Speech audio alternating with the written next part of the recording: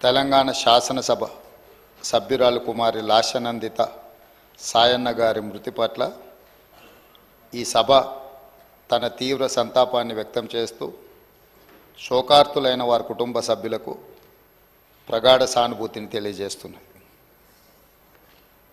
అధ్యక్ష,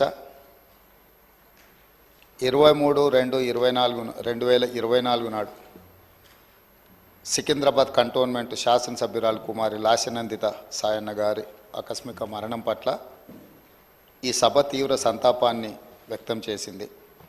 ఇలాంటి బాధాకరమైన తీర్మానం నేను ప్రవేశపెట్టాల్సి వచ్చినందుకు నేను చింతిస్తున్నాను.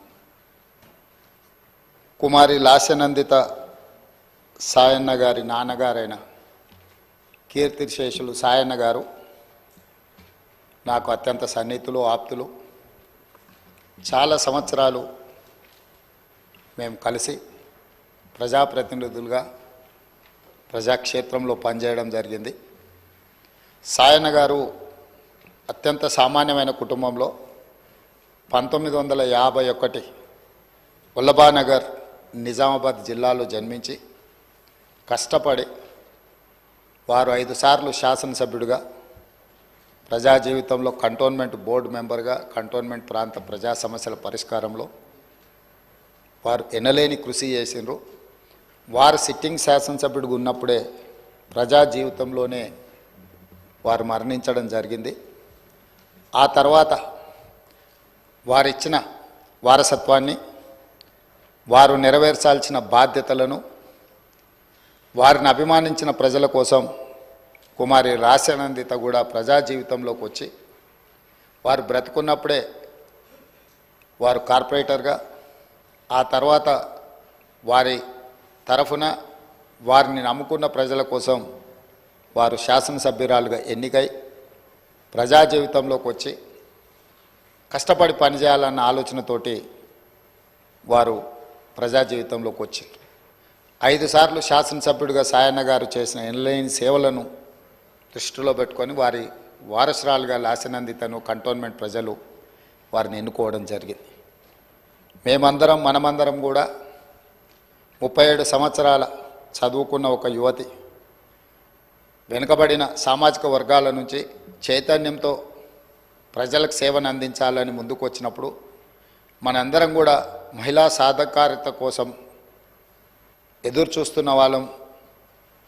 ఆ మహిళల తరఫున ప్రజాప్రతినిధి ఇక్కడికి వచ్చి సమస్యల పట్ల వారు చిత్తశుద్ధితో ఈ సభలో పోరాడతారని మనం అందరం భావించాం. కానీ ఔటర్ రింగ్ రోడ్లో వారు ప్రయాణం చేస్తున్న కారు ప్రమాదానికి గురై వారు మరణించడం జరిగింది.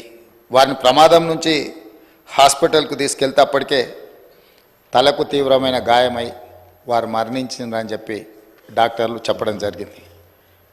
వాస్తవంగా ఆ కుటుంబము ప్రజలతో ఉన్న సత్సంబంధాలు కంటోన్మెంట్ ప్రాంతంలోనే కాకుండా జిహెచ్ఎంసి పరిధిలో ఎవరిని అడిగినా కూడా ఆ కుటుంబం యొక్క ప్రజలతోనే ఉన్న సత్సంబంధాలు, ప్రజా సమస్యల మీద వారు చేసిన ప్రయత్నాలు ఎవరైనా చెప్తారు.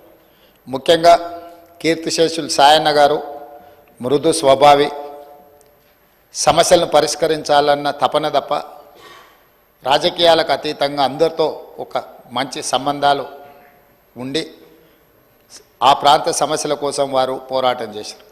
వారు కంటోన్మెంట్ ప్రాంతాన్ని జిహెచ్ఎంసీలో కలిపే విషయంలో కానీ, కంటోన్మెంట్ ప్రాంతంలో అక్కడ ఆర్మీ అధికారులు వాళ్ళ వల్ల కలుగుతున్న రోడ్ల ఇబ్బంది విషయంలో కానీ, ఎలివేటెడ్ కారిడార్ల విషయంలో కానీ చాలా విషయాలలో నేను పార్లమెంట్ సభ్యుడిగా డిఫెన్స్ కమిటీ మెంబర్గా ఉన్నప్పుడు సాయన్న గారు ఎన్నోసార్లు కంటోన్మెంట్ బోర్డు సమావేశాలలో ప్రస్తావించేవారు.